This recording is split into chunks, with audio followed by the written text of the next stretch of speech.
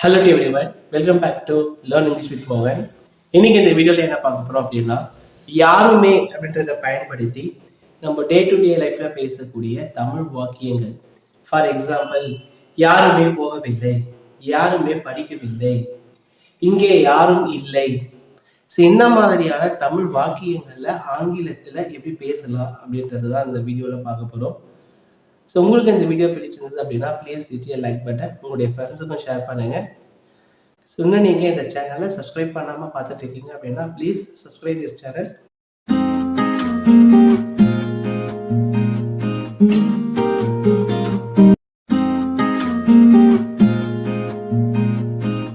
யாருமே அப்படின்ற தமிழ் வார்த்தைக்கு நம்ம ஆங்கிலத்தில் என்ன யூஸ் பண்ணுறோம் அப்படின்னா நோபடி.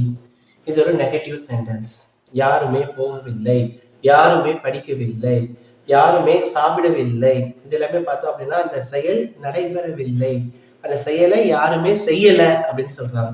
அப்ப யாருமே செய்யல அப்படின்னு சொல்லும் போது நம்ம என்ன யூஸ் பண்ணணும் அப்படின்னா நோபடி. ஓகே, இதை பயன்படுத்தி தான் இப்ப இந்த வீடியோ ஃபுல்லாவே நம்ம நிறைய எக்ஸாம்பிளா பார்க்க போறோம்.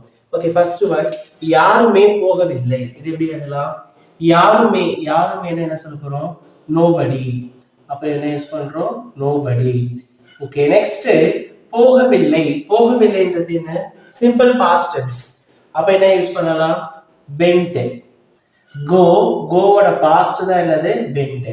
அப்போ யாருமே போகவில்லை அப்படின்றத நோபடி வெண்ட். யாருமே படிக்கவில்லை. இப்ப இதை எப்படி சொல்லலாம்? யாருமே படிக்கவில்லை. அதே சேம் தான். யாருமே அப்படின்னா நோபடி, நோபடி. படிக்கவில்லை அப்படின்னா ஸ்டடிடு. சிம்பிள் பாஸ்ட் டென்ஸ்ல நம்ம எழுதுறோம். இந்த வாக்கியங்கள் எல்லாமே நடந்து முடிந்த விஷயங்கள். அப்போ இதெல்லாமே எந்த டென்ஸ்ல நம்ம எழுதுறோம் அப்படின்னா சிம்பிள் பாஸ்ட் டென்ஸ். அப்ப யாருமே படிக்கவில்லை, இது எப்படி எழுதுறோம்? Nobody studied. யாருமே சாப்பிடவில்லை. சோ இந்த செய்யறோம் பாத்துங்க, யாருமே சாப்பிடல அப்படின்றத சொல்றோம். அப்ப யாருமே அப்படின்னா நோபடி. எந்த ஒரு நபருமே இந்த வேலையை செய்யல, அதுதான் இந்த சென்டென்ஸ்ல சொல்ற மீனிங். யாருமே சாப்பிடவில்லை, நோபடி சாப்பிடவில்லை. என்ன சொல்றோம்? ஏட். Nobody ate. இங்கே யாரும் இல்லை, இங்கே யாரும் இல்லை. யாரும் தானே? நோபடி. Nobody is. இங்கே, இங்கே என்ன சொல்றோம்? இயர். Nobody is here. அங்கே யாரும் இல்லை, அங்க யாருமே இல்லை அப்படின்னு சொல்றோமா? அப்ப எப்படி எழுதலாம்? Nobody is there. யாருமே போகவில்லை, நோபடி வெண்ட். யாருமே படிக்கவில்லை, நோபடி ஸ்டடிட். யாருமே சாப்பிடவில்லை, நோபடி ஏட். இங்கே யாரும் இல்லை, நோபடி இஸ் ஹியர். அங்கே யாரும் இல்லை, நோபடி இஸ் தேர். யாருமே தூங்கவில்லை. எப்படி எழுதுவோம்? யாருமேனா நோபடி, நோபடி ஸ்லெப்ட். யாருமே தூங்கவில்லை, நோபடி ஸ்லெப்ட். யாருமே பேசவில்லை, நோபடி டாக்டு. யாருமே பேசவில்லை, நோபடி டாக்டு. பதில் யாருக்கும் தெரியாது, நோபடி. யாருக்கும் தெரியாது, நோபடி knows. பதில் தான் answer. nobody knows the answer. இங்க எஸ் போட்டிருக்கோம் அப்படின்னா தேர்ட் பர்சன் சிங்குலர், அதனால என்ன பண்றோம் அப்படின்னா எஸ் தி சிங்குலர். இதை பற்றி என்னிடம் யாரும் சொல்லவில்லை. இதை பற்றி என்னிடம் யாரும் சொல்லவில்லை. யாரும் சொல்லவில்லை. அப்போ nobody told என்னிடம் me about this. இதைனா this. Nobody told me about this. Nobody told me about this. இதை பற்றி என்னிடம் யாரும் சொல்லவில்லை. யாருமே டிவி பார்க்கவில்லை. Nobody watched TV. யாருமே டிவி பார்க்கவில்லை, nobody watched TV. யாருமே தூங்கவில்லை, nobody slept. யாருமே பேசவில்லை, nobody talked. பதில் யாருக்கும் தெரியாது, nobody knows the answer. இதை பற்றி என்னிடம் யாரும் சொல்லவில்லை, nobody told me about this. யாருமே டிவி பார்க்கவில்லை, nobody watched டிவி. என் பிரச்சனையை யாருமே புரிந்து கொள்வதில்லை. யாருமே, nobody understands my problem. அவனை யாரும் பார்க்கவில்லை, nobody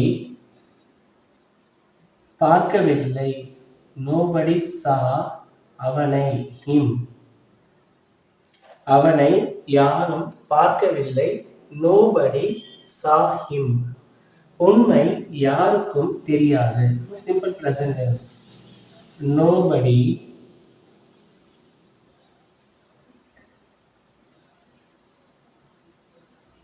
knows the truth.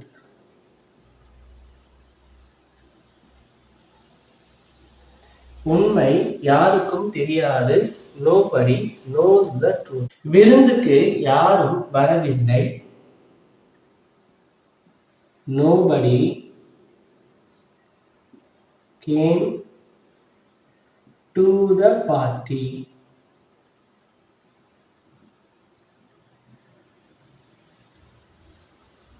விருந்துக்கு யாரும் வரவில்லை, nobody came to the party. அவனை யாரும் நம்பவில்லை என்பதால் அவன் சோகமாக இருந்தான். அவனை யாரும் நம்பவில்லை, nobody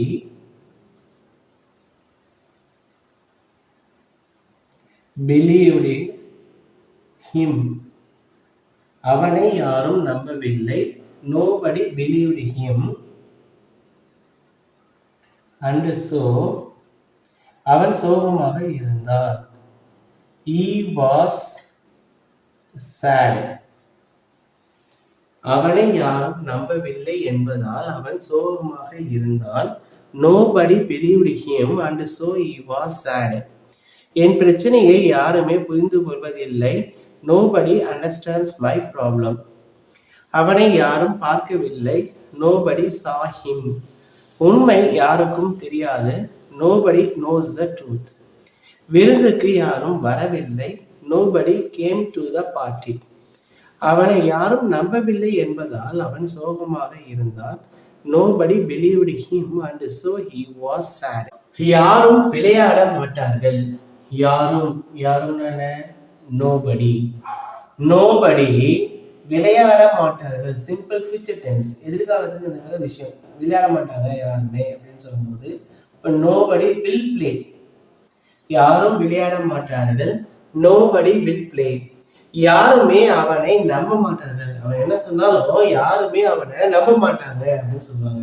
அப்ப யாருமே அப்படின்னா nobody.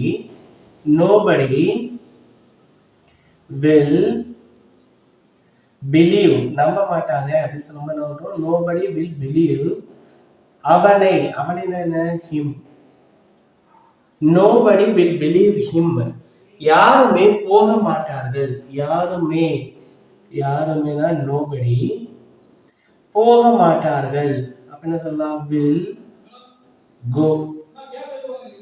யாருமே போக மாட்டார்கள், nobody will go. இந்த பிரச்சனையை யாராலும் தீர்க்க முடியாது, nobody தீர்க்க முடியாது. அப்போ மாடல் ஆக்சிலரி யூஸ் பண்ணி எழுதலாம், nobody can solve இந்த பிரச்சனையை, this problem. இந்த பிரச்சனையை யாராலும் தீர்க்க முடியாது, nobody can solve this problem. வீட்டு பாடத்தை யாருமே சரியான நேரத்தில் முடிக்கவில்லை, nobody finished the homework